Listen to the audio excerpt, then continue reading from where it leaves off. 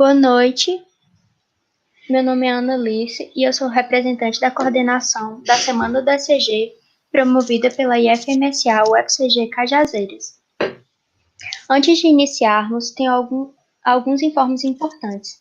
Primeiro, a presença no evento será contabilizada mediante o preenchimento do documento compartilhado com seu nome completo. Por favor, cuidado para não apagar o nome do coleguinha quando for colocar o seu. O link do documento compartilhado será disponibilizado nos comentários do vídeo pelo perfil do canal IFMSA Brasil UFCG Cajazeiras. Segundo, as aulas a partir da aula de hoje serão disponibilizadas no nosso canal e ficarão disponíveis no YouTube até o final do evento, que é na sexta-feira, certo? A doutora Natália Lopatini vai fazer uma breve apresentação sobre ela e iniciar o nosso segundo dia do curso, que é o Desvendando as Ondas do ECG. Olá, boa noite a todos. Muito obrigada, primeiramente, pelo convite, de participar dessa semana de aprofundamento sobre o eletrocardiograma, que é um tema assim que todos nós médicos e da área de enfermagem, também outras áreas também precisam saber. E, em especial, o agradecimento à IFMSA e à Universidade de Cajazeiras, por esse convite. Atualmente, eu sou médica cardiologista, moro em Brasília, trabalho em duas instituições governamentais, concursada no TSE e no TJDF. Já trabalhei como assistência em vários hospitais, tanto urgência, emergência, UTI, enfermaria, apenas laudando exames, e também em residência médica e com os alunos. Então, assim, eu vou tentar começar, mas qualquer dúvida que vocês tiverem, eu acredito que a equipe que está responsável pelo evento vai deixar para o final, mas se quiserem em algum momento interromper, o pessoal da equipe pode me parar, não tem problema. Então, vamos lá.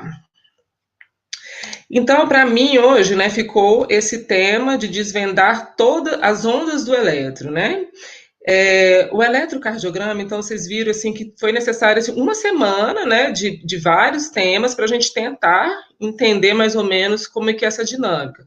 E é lógico que, assim, a gente vai aprimorando o conhecimento, quanto mais eletro você vai pegando, vai laudando, vai associando com aquela patologia que o paciente está apresentando, Então, assim, é uma coisa contínua, porque às vezes a gente faz um curso e depois não pega nunca mais no eletro, aí praticamente não vai lembrar mesmo, Então, tem que estar sempre pegando um eletro, ele calculando a frequência, o espaço PR, QRS, pelo menos essas coisas assim, mais simples, sabendo se o ritmo é sinusal ou não, e tentando correlacionar se tem algum aumento das câmeras com aquele quadro que o paciente está apresentando, Porque, assim, o eletro não é uma coisa exclusiva do cardiologista, como eu sou cardiologista. Então, assim, um médico, em geral, ele realmente tem que ter uma noção, por exemplo, se é uma coisa aguda, se é um infarto, se é algo que ele possa liberar o paciente para casa.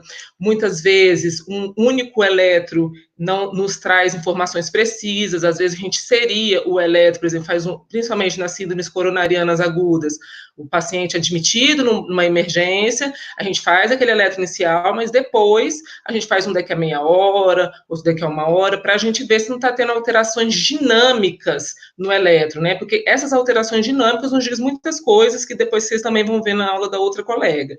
Então, o que eu quero deixar aqui para vocês é que vocês que estão fazendo esse curso hoje, sempre que olhem um eletro, tente pegar, tentar laudar, porque se ficar assim, só daqui a 2 anos que eu vou ver de novo um eletro, aí realmente não vai conseguir se lembrar, tá bom?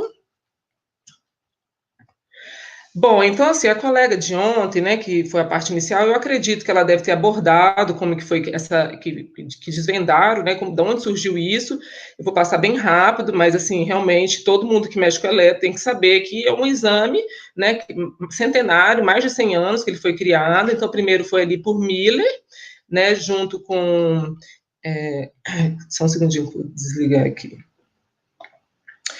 Foi, então, com Miller, e junto com esse o Rudolf Albert, eles estudaram aqui, a princípio, num sapo. E nesse sapo, eles conseguiram registrar esse potencial de ação do coração do sapo.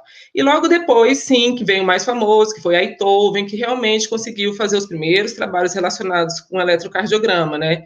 Então, o primeiro aparelho era enorme, hoje a gente tem aparelhos portáteis, bem pequenininhos, aparelhos grandes, aparelhos que fazem o eletro simultâneo das 12 derivações, que é até mais interessante para o médico ver, e temos aquele que é aquela fitinha que vai rodando, roda primeiro D1, D2, D3, aquele lá não é um eletro simultâneo, né, de todas as derivações ao mesmo tempo. Quando um eletro é simultâneo, ele é melhor para a gente avaliar realmente ali o que está acontecendo. Mas se caso a gente está numa cidade, num hospital que não tem, a gente avalia aquele mesmo de fita. E sempre lembrando, né, um conselho que eu dou para vocês, sempre pedir para fazer o D2 longo, que é uma derivação assim muito importante, que nos diz muitas coisas, é o D2 longo. Então, vamos seguir aqui. Então, e qual que é a importância do eletro? O eletro, né, além de você saber se o paciente está ali, ritmo cardíaco ou não, aqui que a gente está falando, arritmias, identificação de arritmias cardíacas, né, a gente vai identificar se o paciente está em fibrilação atrial, se ele está entrando numa taquicardia ventricular, numa fibrilação. Então, assim, a princípio as pessoas pensam que o eletro é mais para essas situações de emergência, avaliação de arritmias, né? E também, sempre ninguém esquece, assim, das síndromes isquêmicas, né? Se o paciente está infartando ou não. Mas, por outro lado, o eletro tem uma importância fundamental no segmento dos pacientes, por exemplo, paciente que é hipertenso, o paciente que tem insuficiência cardíaca. Muitas vezes a gente vê já alterações no eletro e os pacientes às vezes nem têm sintomas, mas a gente consegue identificar um aumento das câmeras, por exemplo, de um átrio esquerdo, um aumento do átrio direito, uma sobrecarga no ventrículo, né, esquerdo, e também os bloqueios de ramos, né? Então, muitas vezes o eletro nos fala informações assim, muito importantes, às vezes o paciente nem tem a clínica, mas o eletro já tem as alterações. E tem muitos lugares também que a gente não tem o ecocardiograma, né, com muita facilidade. Então, assim, o eletro, ele realmente, assim, não, apesar de ter passado 100 anos, né, do seu início, ele jamais perdeu sua importância, sua significação clínica, e hoje ele está presente até em outros exames, né, como o Holter de 24 horas, que a gente consegue ver em 24 horas se o paciente está apresentando alguma arritmia, alguma outra alteração, e tem o Loop Recorder, que fica 7 dias com a pessoa, fica com o aparelho, né? Bom, então olha só, apesar de vocês, né, a grande maioria ser aluno, de fundamental importância, que a gente sabe que muitas vezes quem vai posicionar o paciente no leito às vezes, o técnico de enfermagem, ou às vezes o enfermeiro, mas o médico tem que saber como que vai colocar esse paciente e como que vai colocar esses eletrodos, porque o laudo depende muito se esses eletrodos estão colocados certinhos, né? Para você não fazer uma interpretação errônea. Inclusive, assim, no Brasil não é um país, assim, de grande costume de processos, né? Mas, por exemplo, Estados Unidos, outros países, é caso de processo, porque às vezes o paciente recebe um laudo que não condiz com a realidade, né? Porque, assim, às vezes foi feito mal feito, trocaram os eletrodos, um braço com o outro. Muitas vezes a pessoa que está fazendo esquece de cadastrar o nome do paciente, colocar a data, o dia que foi feito. Então, tudo isso, infelizmente, que é passível de erro, infelizmente pode nos trazer complicações judiciais no futuro, né? Que o paciente pode, às vezes, receber um diagnóstico e, às vezes, nem ter aquele diagnóstico. Então, o eletrocardiograma ser de uma outra pessoa e foi para um outro paciente. Então, é fundamental que toda vez que vocês forem ver alguém colocando o aparelho, eu vou falar sucintamente aqui, que vocês saibam fazer essa disposição. Né? O paciente tem que estar no ambiente calmo, tranquilo, deitado, né? E aí eu coloquei essa imagem para perguntar para vocês. Vocês acham, né, que sempre tem que estar deitado, ou um eletrocardiograma sentado também, ele funciona? Então, assim, idealmente, o ideal mesmo seria fazer com o paciente em decúbito dorsal, né, tranquilo, deitado. No entanto, nós temos muitos pacientes com insuficiência cardíaca grave, que não estão tolerando o decúbito, com dispneia, e às vezes estão em edema agudo de pulmão, que às vezes a gente tem que sentar o paciente. Mas a melhor maneira de fazer esse eletro É desse jeito aqui que o Tranquese, o livro do Tranquese, esclarece para a gente. Toda a minha apresentação é baseada aqui nesse livro do Tranquese, né, que é do INCOR, que ele é assim fantástico mesmo para ensinamento de eletrocardiograma. E então lá eu tirei até a foto do meu livro para vocês verem que o paciente deve permanecer em decúbito dorsal ou sentado, mas não é sentado daquele jeito, é preferencialmente com os cotovelos apoiados sobre os joelhos, tá? Se apresentar muita dispneia ou se o decúbito for incômodo. Então, o ideal, caso o paciente precise, para não dar nenhuma arritmia, para não dar nenhum artefato, seria colocar os joelhos, os cotovelos sobre os joelhos. Bom, então, para a gente falar agora mesmo das ondas do eletrocardiograma, a gente precisa conhecer por que tem as ondas, né? Porque a gente tem que saber que tem sim um estímulo elétrico no coração que sai lá do nó sinusal, né? Passa pelos átrios, passa pelo átrio ventricular, daí né, nos feixes de His direita e esquerda e nas fibras de Purkinje. Então, esse conhecimento da onde que sai o estímulo elétrico é fundamental para a gente poder entender as ondas do eletrocardiograma.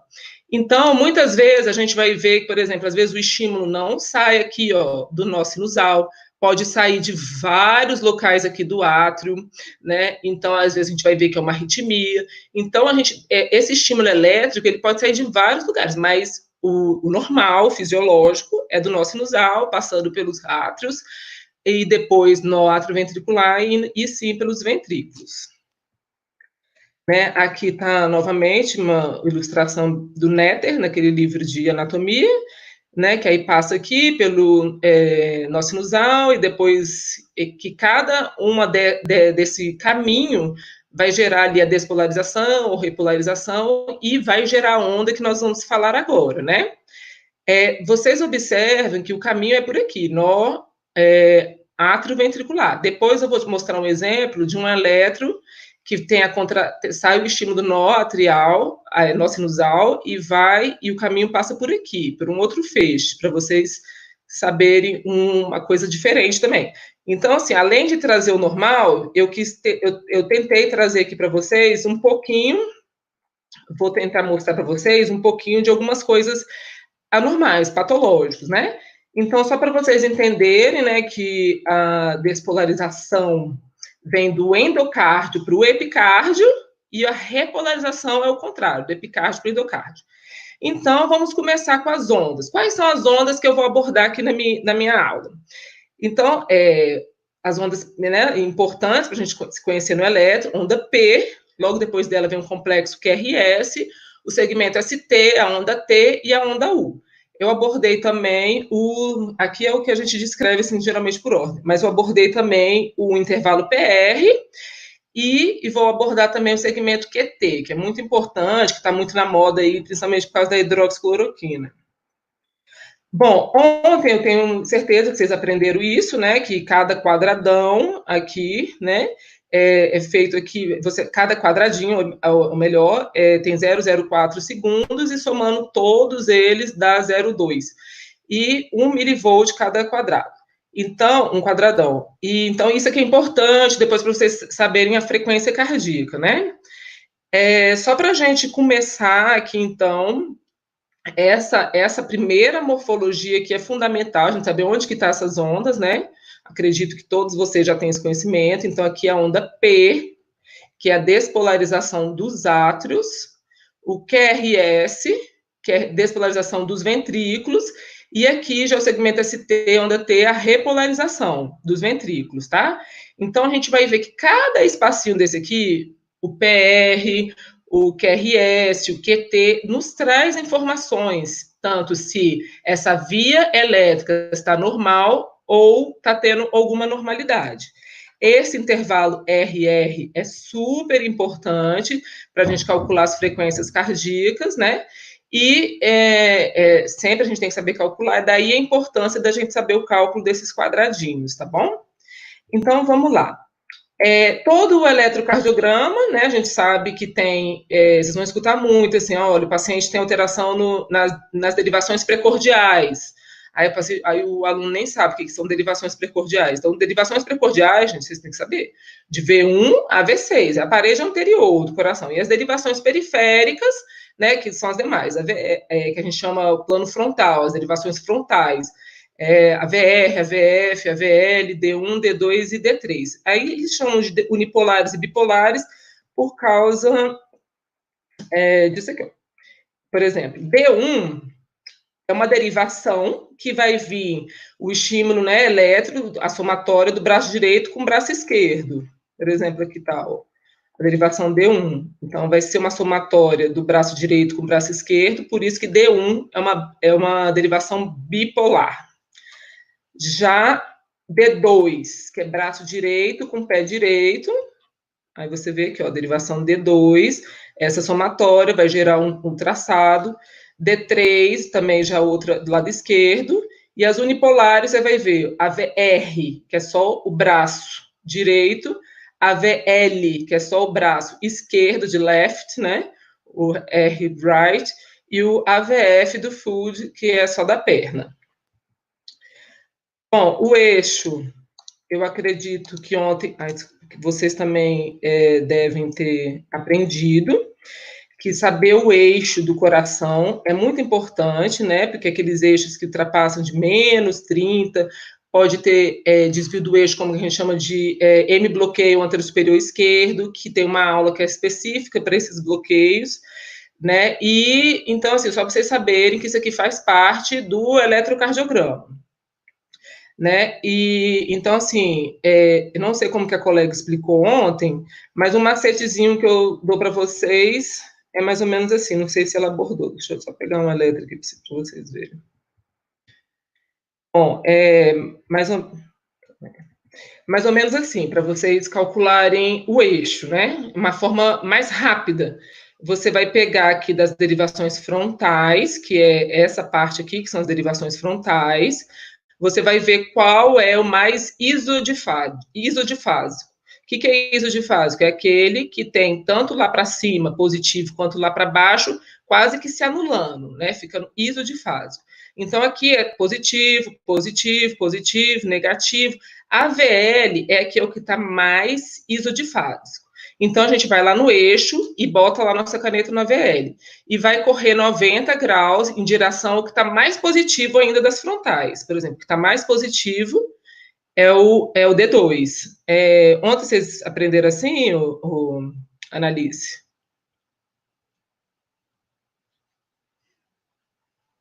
O feedback aí do pessoal da organização, para depois me passar se vocês aprenderam. Então, esse aqui é o mais... Aprenderam, né? Certo. Então, vocês pegam mais isodifásico e vai em direção para o que está mais positivo. Então, do AVL, você vai correr. Então, isso você tem que pegar assim, vários LS para você ficar treinando, sabe? Você vai correr 90 graus para o mais positivo, que seria aqui no caso. Pra vocês terem ideia. Aí tá aqui no AVL. Ó, tava lá o mais isodifásico. Você vai correr para cá.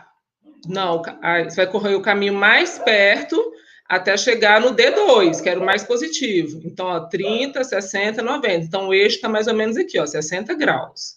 Tá, eu trouxe só para vocês saberem, né, que é uma forma mais fácil, assim, da gente rapidinho olhar, saber se tem desvio do eixo ou não. Bom, então, conforme eu falei com vocês, eu ia até colocar um videozinho de um aluno fazendo um eletro, colocando um eletro no segundo espaço intercostal.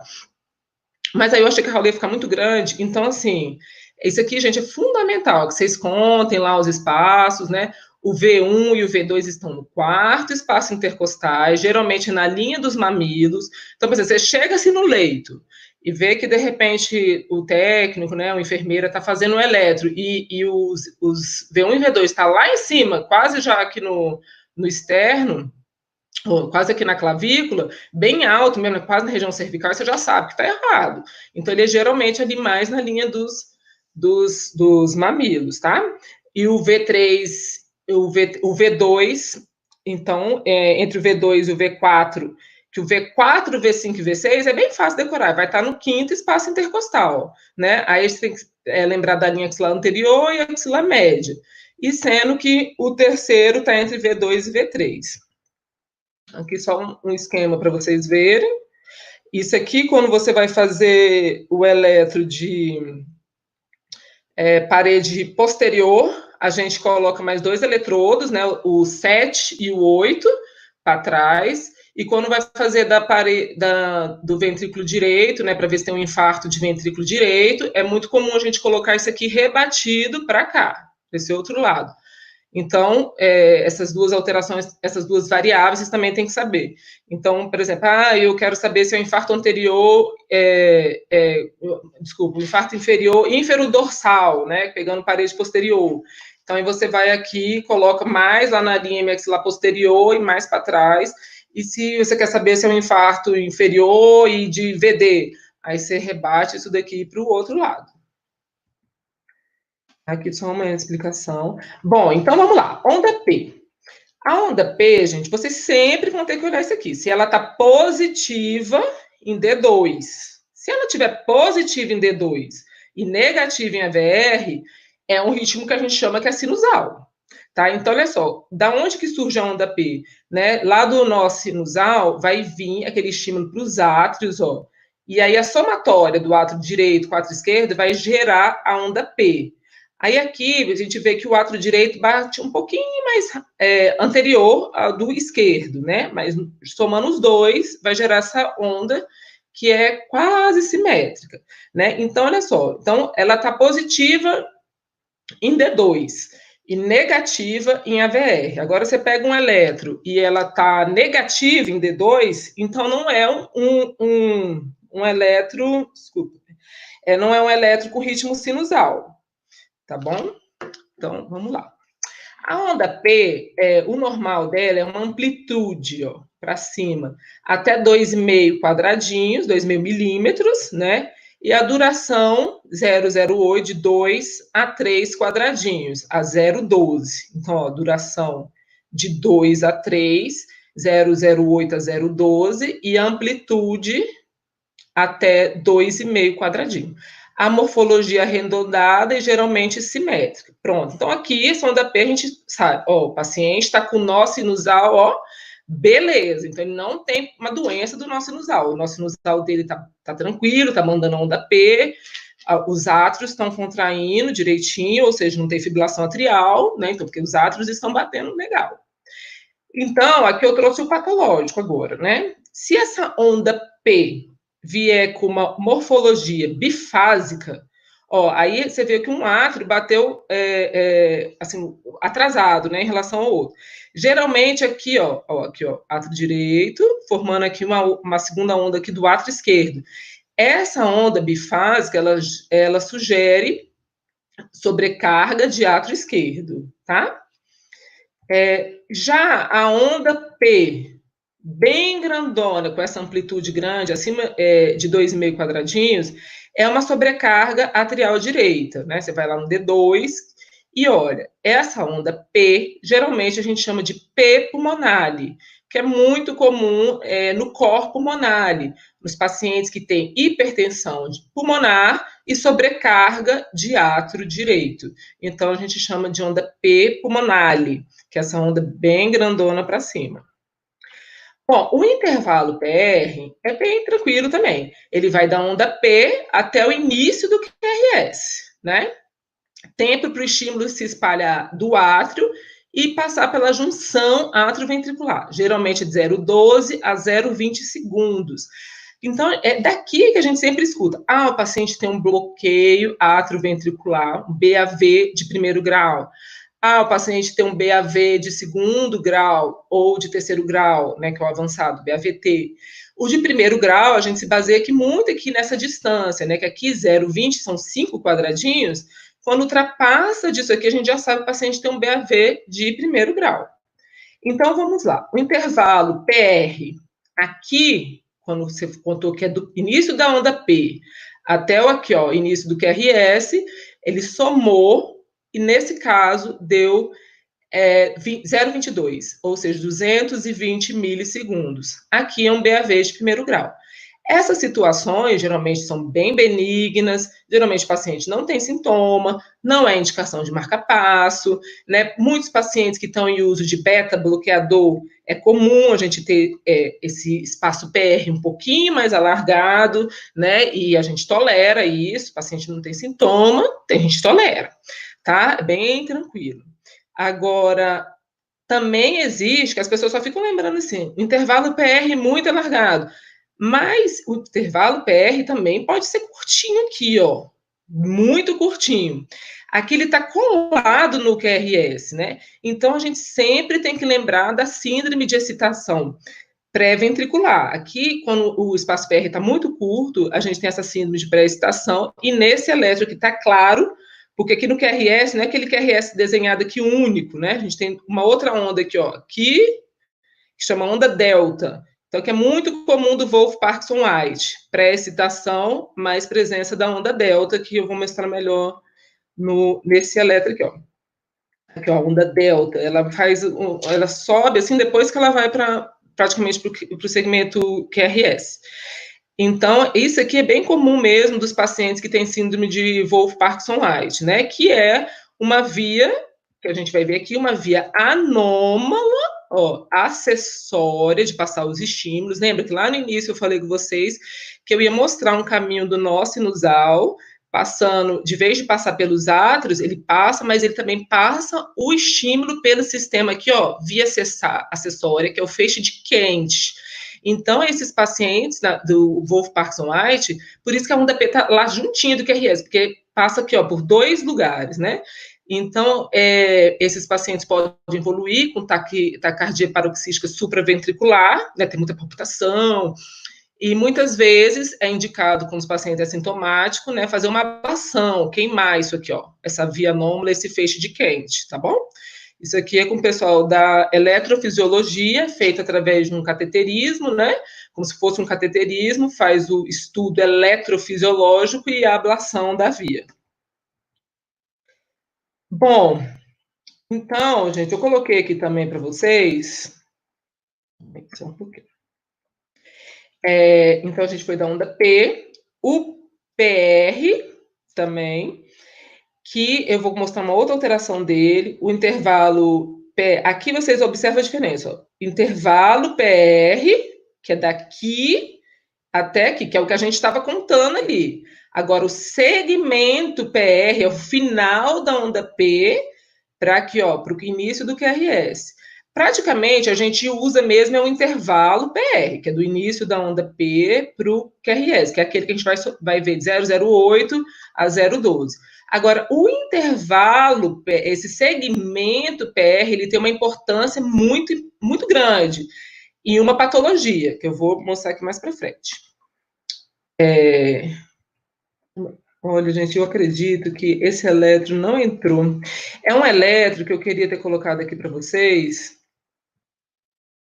que esse intervalo PR, ele fica aqui para baixo, ó. Esse intervalo infra de PR é muito comum nos pacientes que têm pericardite. Por exemplo, tiveram um infarto agudo e o intervalo PR também infrou. Então, além do infarto, ele tem uma pericardite. Então, isso é patognomônico de uma pericardite, é o infra desse espaço PR, desse segmento, desculpa, PR. Bom, tá, não, tá aqui nesse aqui. Então, olha só, esse aqui é o paciente que está apresentando um infarto. Você vai ver que o supra do segmento ST, vocês vão ter uma aula só disso, né? Que vocês vão ver o ponto J, desnivelado. E aqui o segmento PR, olha, ele tinha que estar aqui, ó, nessa linha de base, ó. Aqui ele está com infra de PR. Isso aqui é patognomônico de uma pericardite, tá? Bom, agora então vamos para o segundo complexo, que é o QRS, né? Que corresponde à despolarização dos ventrículos. A largura vai depender do tempo para o estímulo passar através dos ventrículos. Então, quando aquele QRS bem largão, que a gente olha assim, já leva até um susto, então é porque o estímulo está passando lentamente, às vezes pode ser já uma insuficiência cardíaca, né? Já nos dá essa informação.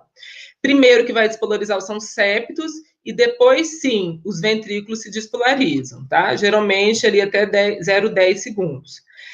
E o que é importante saber do QRS? Geralmente, o QRS, né, o clássico, vocês vão aprender assim, QRS, que é a primeira deflexão negativa do complexo.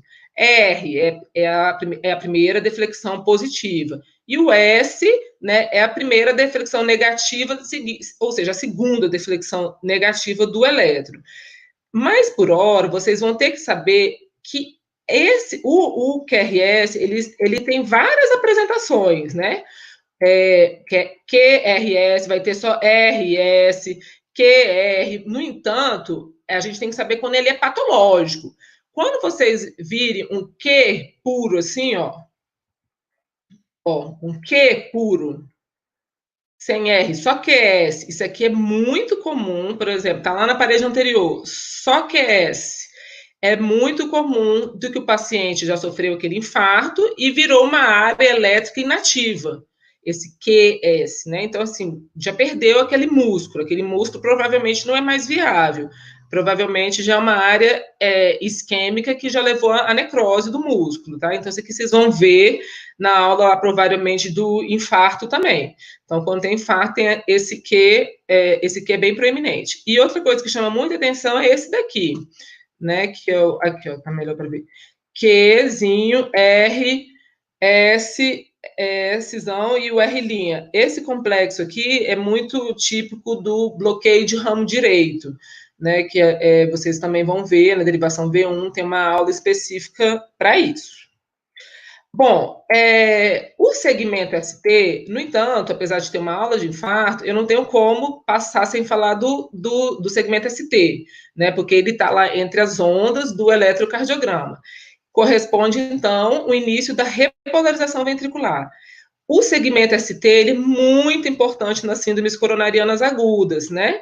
Porque a gente, então, ele vai do final do QRS, finalzinho aqui, até o início da onda T, tá? Quer dizer, o segmento ST, tá? E aí, gente, o que eu queria falar com vocês? Quando esse ponto J tá fora da linha, ou tá desnivelado, olha aqui, é um supra-segmento desse segmento ST, um supra-desnivelamento do segmento ST. E quando ele está infrado, é um infra-desnivelamento do segmento ST. Isso aqui é muito importante para síndromes coronarianas agudas. A gente precisa saber, mas quanto que está para cima, né, desse ponto J, que está para cima, é considerado supra mesmo, patológico, infarto. Então, isso vocês têm que sair da aula de infarto sabendo que quantos quadradinhos que é positivo para cima, e também não é em uma única derivação contínua, tem que ser duas derivações contíguas, né? Então, vamos lá. O QRS, eu acho que ontem vocês devem ter aprendido o que são derivações contíguas também. Por exemplo, parede inferior, D2, D3, EVF, né? Então, por exemplo, tem um supra só em AVF, então não está errado. Tem que ser pelo menos em duas derivações contíguas, AVF e D2, AVF, né, e D3, por exemplo, derivações contíguas daquela parede inferior. Derivações contíguas, V1 a V6, né? Parede anterior, D1 a VL, parede ali lateral, tá bom? Então, vamos lá. Essa morfologia do segmento ST, ela é muito importante também, porque, olha só, principalmente no supra, né, e também no infrasegmento de ST. Aqui é uma das partes até que eu atuo mais, que é no teste ergométrico. Essa aqui é muito importante quando o paciente está no esforço ergométrico, para a gente avaliar se tem alguma doença isquêmica, né, doença arterial coronariana. Então, quando é positivo, a gente observa muito que tem infradesnivelamento do elétron. Essa aqui é um padrão ascendente lento, que às vezes pode ser um falso positivo, o exame dá falso positivo principalmente em mulheres, mas quando é horizontal e principalmente assim descendente, aí eles têm mais significação clínica ali no teste de esforço, tá bom? Bom, e a onda T? A onda T também nos diz muitas coisas. Geralmente ela não é tão simétricazinha, ela é mais assimétrica, com um pico mais próximo no final da onda. Agora, você pega um elétron, vê uma onda T super apiculada assim, ó, imediatamente você tem que pensar em hipercalemia, né? Hiperpotassemia, aumento de potássio. né? No entanto, alguns pacientes jovens, às vezes, têm uma repolarização um pouquinho mais exacerbada, assim, mais alta, e não está com hipercalemia, uma repolarização precoce. Muitos jovens, homens, atleta, muito comum, às vezes, ter a despolarização da onda T mais apiculada e não ser uma hipercalemia. Então, vai depender também do contexto clínico, né? Você está examinando um paciente na UTI, grave e está com essa onda T super apiculada, então, assim, é bom dosar o potássio para ver se não é que uma complicação do alterações eletrolíticas. E, por outro lado, a gente vai ver na hipopotassemia uma outra ondinha que eu vou passar a falar mais para frente. Bom, e o intervalo QT, que vem aqui, todo mundo tem preguiça de calcular esse intervalo QT, mas não pode, a gente tem que saber calcular esse intervalo, né? Ele vem aqui, ó, do início do Q até o final da onda T, tá? Por que a gente coloca aqui sempre QTC? O que é QTC? É o QT corrigido. Porque esse QT, imagina se o paciente está com a frequência cardíaca muito baixinha, às vezes pode dar um QT alto. E quando está com a frequência muito alta, também a gente não consegue calcular, às vezes está com a frequência muito elevada. Então, a gente corrige pela frequência cardíaca do paciente, né? Como que a gente calcula certinho isso daqui sem ter interferência da frequência cardíaca. Por exemplo, olha aqui, ó. Quando a frequência está muito alta, geralmente acima de 110, mas acima de 90 você já vê ali que esse QTC, se você não corrigir o QT, só ir lá simplesmente só calcular isso aqui, ó, com a frequência alta, às vezes ele vai estar superestimado. E aqui, com a frequência baixa, às vezes subestimado. Então, você vai pegar o que você mediu lá sobre raiz de RR. Tá? Por exemplo, você vai contar aqui quantos quadradinhos deu, né, de R até R, e vai contar aqui o QT, o início aqui do Q até o final da onda T. Quanto você mediu aqui? Aí, então, QT sobre raiz de quanto você mediu RR, tá bom? A frequência cardíaca, eu acho que vocês aprenderam, né? Que você pode contar ou os quadradões, né? Quantos quadradões tem entre os RRs, os grandões. Se você for contar quadradões, você tem que pegar 300 e dividir pelo número de quadradões, né? Geralmente a gente pega assim um que está em cima. Aqui não achei bom aqui esse exemplo, não, que já estava no livro.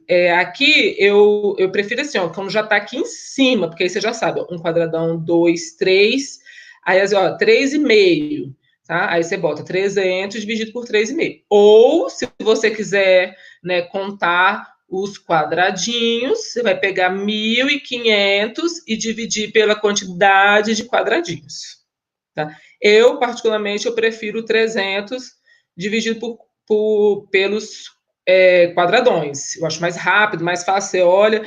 Mas, por exemplo, quando uma taquicardia, às vezes um QRS está aqui e o outro QRS está aqui. Então, não tem nem como você contar quadradão. Então, a frequência está tão alta do paciente, então, sim, é importante você saber também esse dos 1.500, porque às vezes você só tem como contar os quadradinhos, né? 1.500, aí você vai dividir pelo número de quadradinhos e menores entre os RRs, tá? Espero que vocês tenham entendido. Então, assim, é sempre bom saber os dois, mas na rotina, esse 300 dividido pelo número de quadradões realmente é bem mais rápido. Bom, e a última onda que a gente tem para desvendar as ondas do elétron, porque elétron realmente, assim, pode ficar falando com vocês aqui muito tempo, é a onda U, né?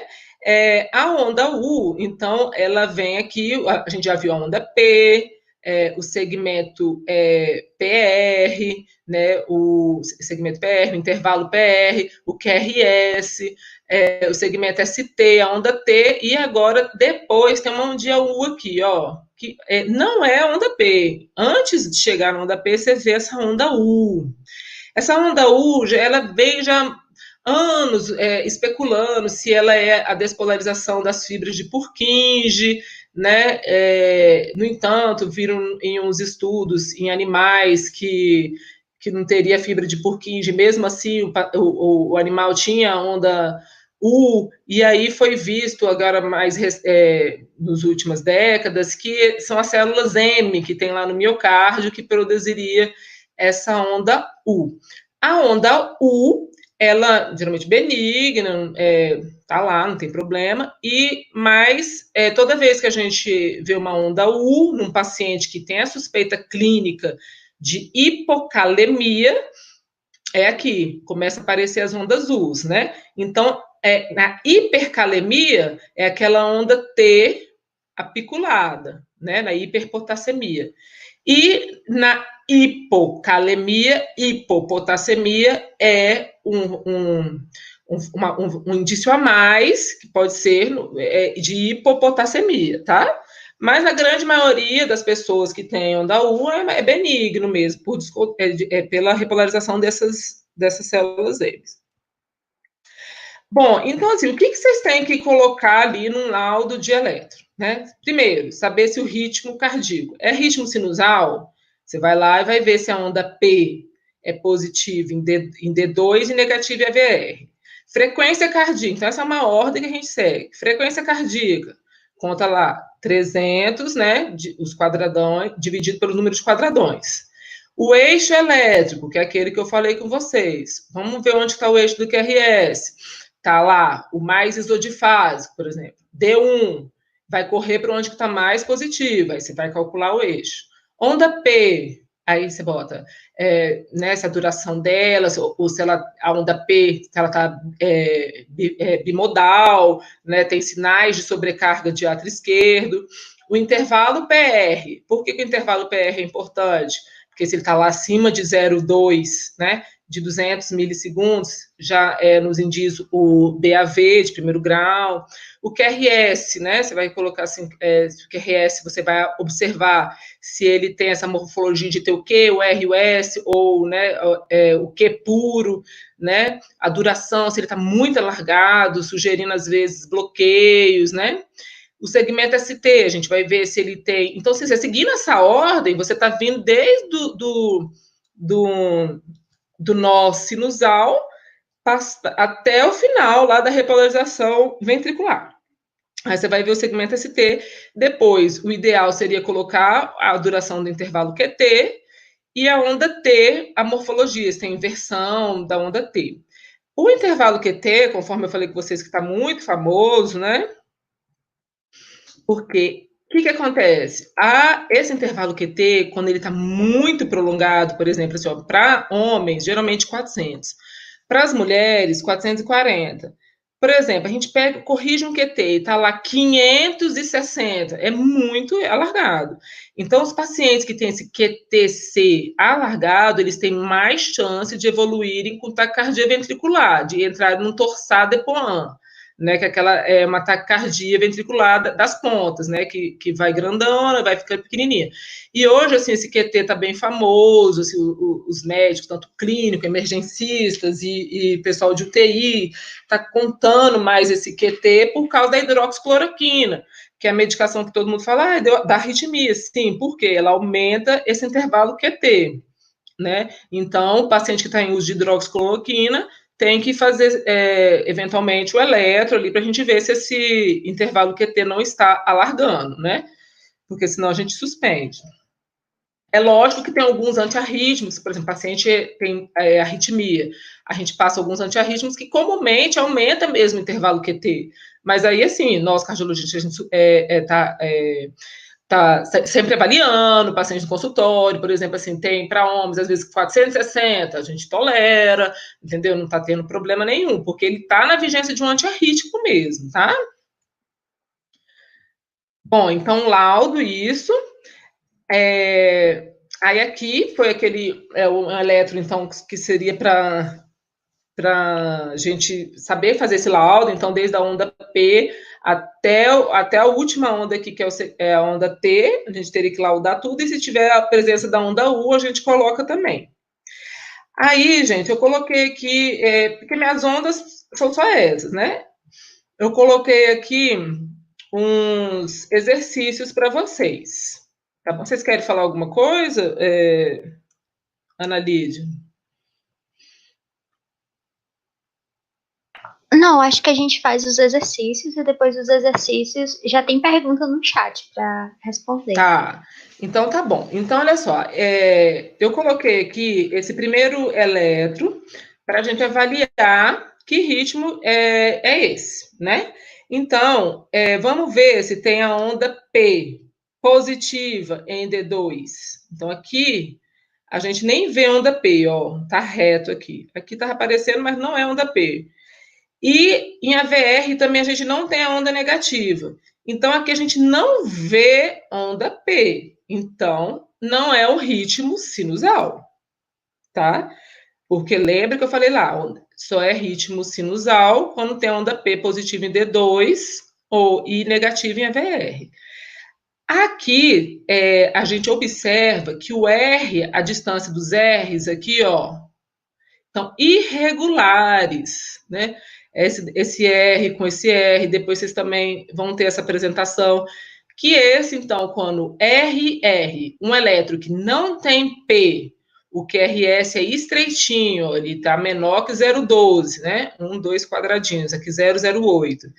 E QRS estreito e RR irregular, então aqui é um elétron de uma fibrilação atrial. Então, os critérios são esses.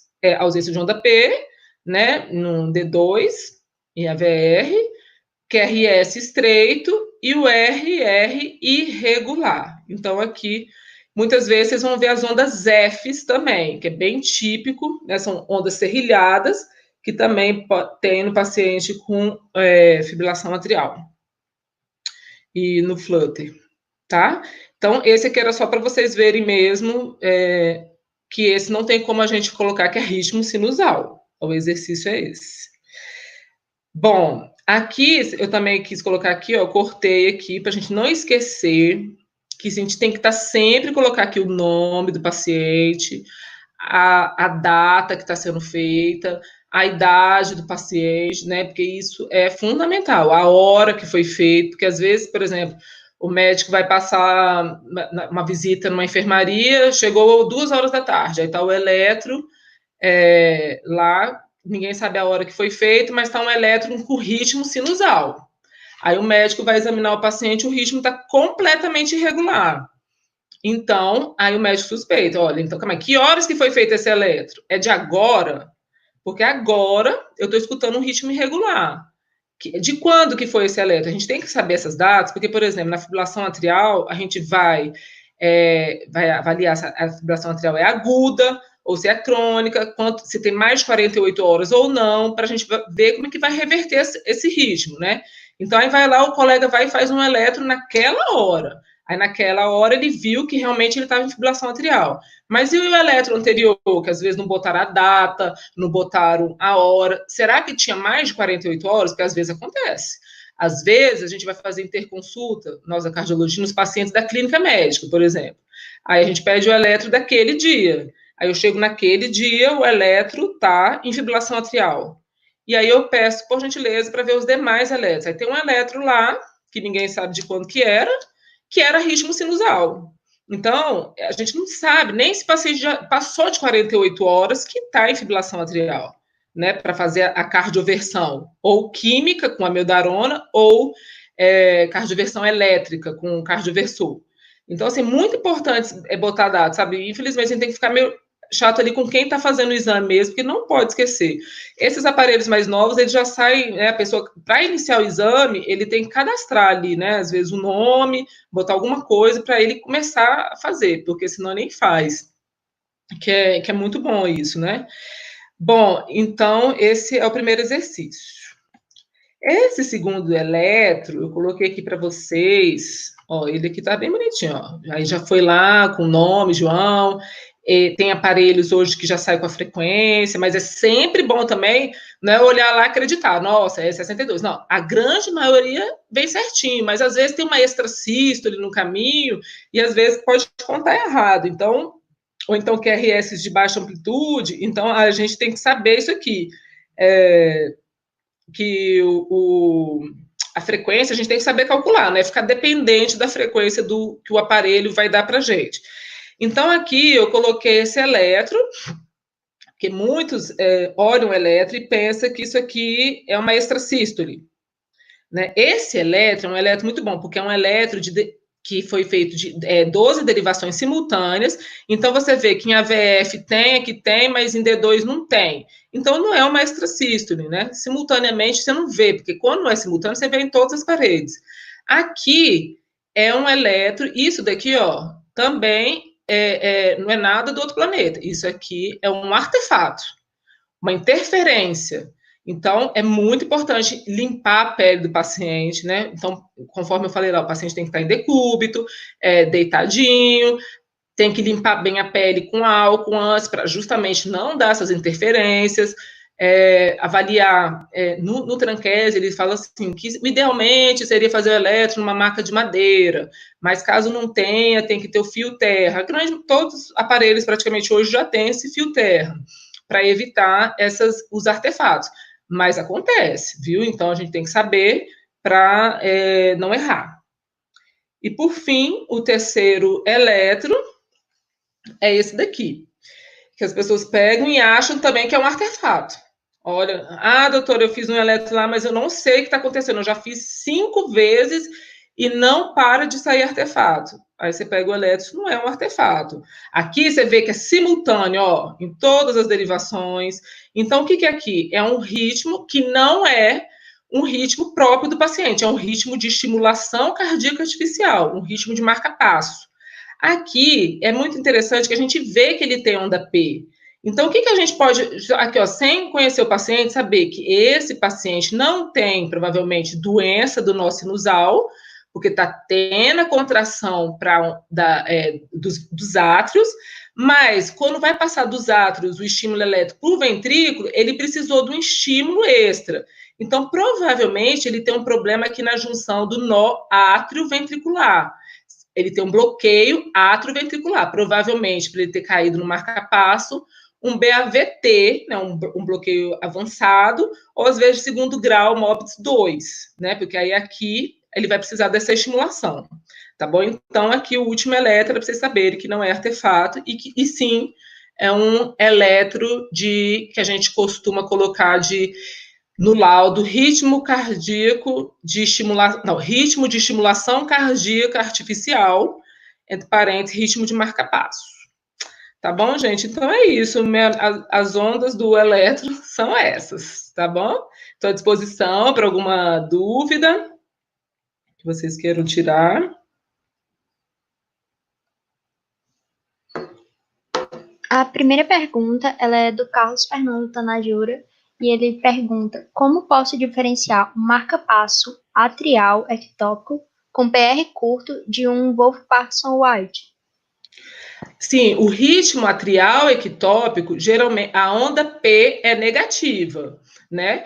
Aqui, ó, deixa eu mostrar aqui para vocês, naquele do QR.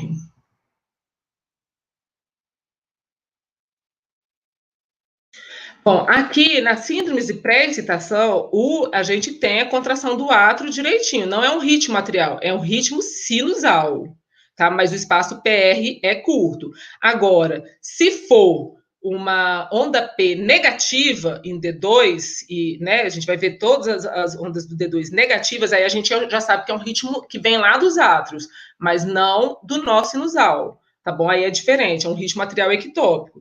Aqui no Wolff-Parkinson-White não é, porque a onda P sempre é aqui positiva, né? A gente chama de síndrome de pré-excitação. Por quê? A síndrome quer dizer que o PR é curto, mas o Wolff-Parkinson-White em si, o P é positivo, que é um ritmo sinusal, e tem a onda delta. Mas um ritmo atrial ectópico, que tem uma onda P negativa, pode ter um espaço PR curto, que aí faz parte da síndrome, mas não é considerado um ritmo sinusal. Tá bom?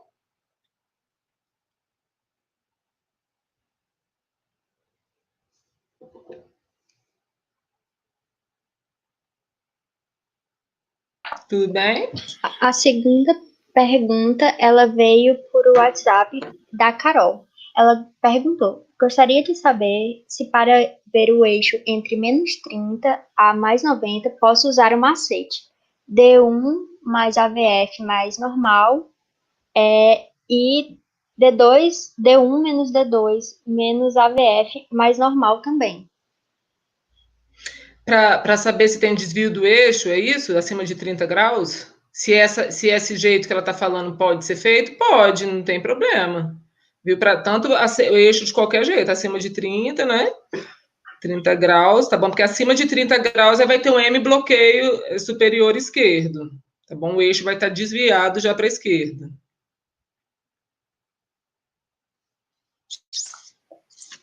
Eu acho que não tem mais perguntas, pelo menos não perguntaram mais nada aqui no chat e nem via WhatsApp. Então tá, ó, eu vou deixar aqui, gente, eu fiz uma live com os alunos de medicina aqui de Brasília, e no final eu disponibilizei aqui o meu Instagram, quem quiser me mandar mensagem no direct, a gente pode conversar, trocar uma ideia, eu sou super acessível lá, viu? E eu tô sempre dando dicas, assim, de cardiologia também, se quiserem pode ficar à vontade, seguir, viu? E assim, para mim foi muito gratificante mesmo, viu? Aí a gente, assim, é porque é elétrica, porque é muita coisa. Então, até sexta-feira vocês vão aprender muita coisa, mas se de repente faltou um tema, assim, eu acho que eu tinha que ter abordado mais, aí vocês vão ter que fazer um outro módulo. É muito comum isso, né? Tá bom? Mas assim, o principal mesmo já foi abordado. Eu acredito que vocês vão ser contemplados até sexta-feira. Tá joia? Natália, eu, em nome da da IFMSA Cajazeiras, agradeço muitíssimo, principalmente por você se disponibilizar doente a dar essa aula pra gente, certo? Obrigada. Muitíssimo Obrigada. obrigado. Nós somos muito gratos pela sua disponibilidade e a sua aula foi excelente, eu digo, em nome de todos que assistiram. Ah, que bom, eu espero que tenham gostado. Eu gosto demais de eletro. Então, assim, se no futuro precisar mais alguma coisa, vocês podem contactar, que a gente está sempre disponível, tá bom? Tá ótimo. Obrigada. Obrigada, gente. Tchau. Um grande abraço para todos. Tchau, tchau.